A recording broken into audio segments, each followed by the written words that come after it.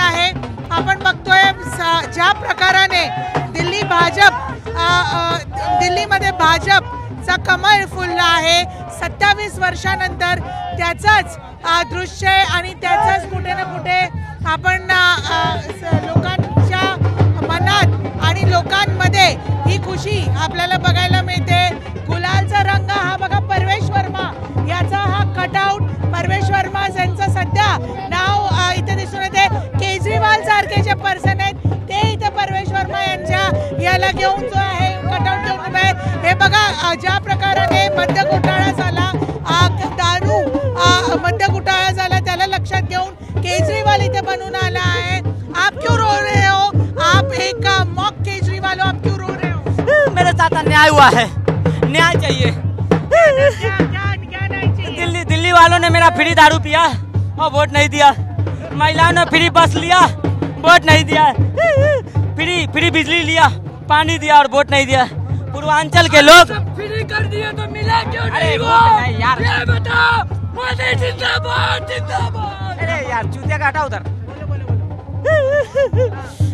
धोखा हुआ है, न्याय चाहिए मुझे। अब मैं पंजाब जा रहा हूँ, अब मैं पंजाब का बेटा बनूंगा और पंजाब को लंदन पेरिस बनाऊंगा। दिल्ली वालों ने मेरे साथ चीटिंग किया है। न्याय किसको मिला है? परवेश वर्मा को सारे वोट चले गए, किस तरह से? देखिए असली बेटा तो दिल्ली का यही है।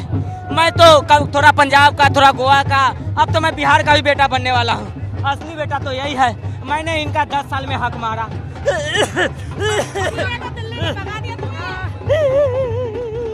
एक माणूस केजरीवाल बनून इथे आला आहे, रडून दाखवतोय आणि सांगतोय कशा प्रकारे माझ्यावर अन्याय झाला आहे।